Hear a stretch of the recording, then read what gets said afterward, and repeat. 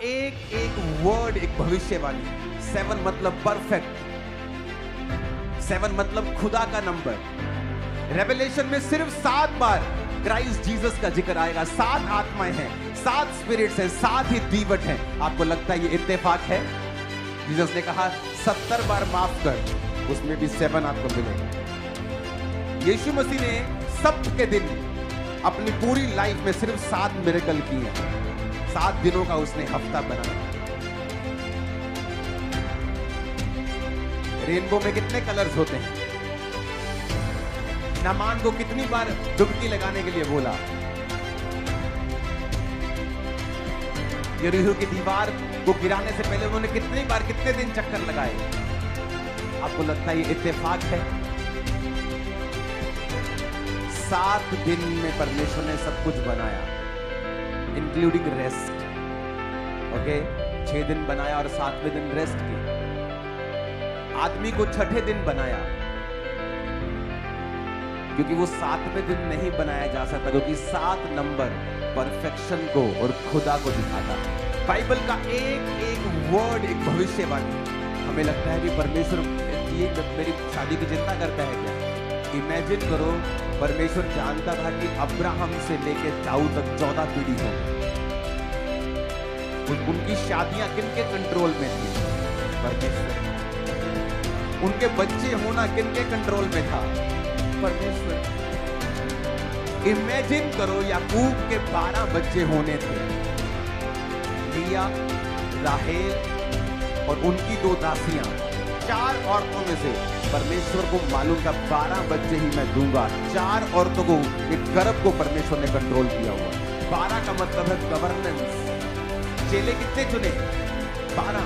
जब एक चेला मर गया तो उन्होंने कहा जो प्रभु ने 12 ठहराए हैं, हम वो 12 इधर उधर नहीं करेंगे। 10 नहीं करेंगे, 13 नहीं करेंगे, 21 नहीं करेंगे। एक चेला और चुन लिया गया। कितने कर दिए गए? फिर से 12।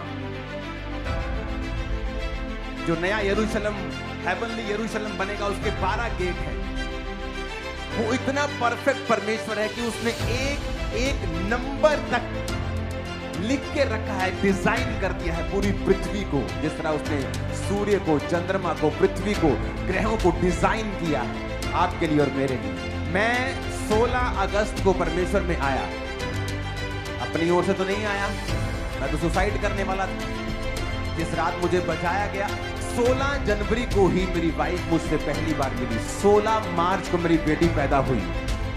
मेरा जन्मदिन जनवरी को है और मेरा स्पिरिचुअल बर्थडे अक्टूबर को आता है। मेरी वाइफ का जन्मदिन अक्टूबर को है और उसका स्पिरिचुअल बर्थडे जनवरी को आता है। आपको इत्तेफाक लगता है?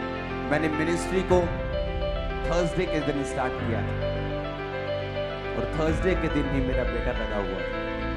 आपको इत्तेफाक लगता होगा, लेकिन अब जब मैं अपनी जिंदगी को समझ रहा हूं, जब मैं बाइबल को समझ रहा हूं और अपनी लाइफ को देख रहा हूं, तो मुझे भी मालूम हो रहा है कि सब कुछ परमेश्वर के कंट्रोल में है। एवरीथिंग,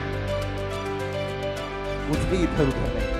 अगर आप अपनी लाइफ में देखेंगे जो पिछले 5, 10, 20 साल में हुआ, आप देखेंगे कि परमेश्वर ने आपको पूरी तरह से कंट्रोल किया हुआ।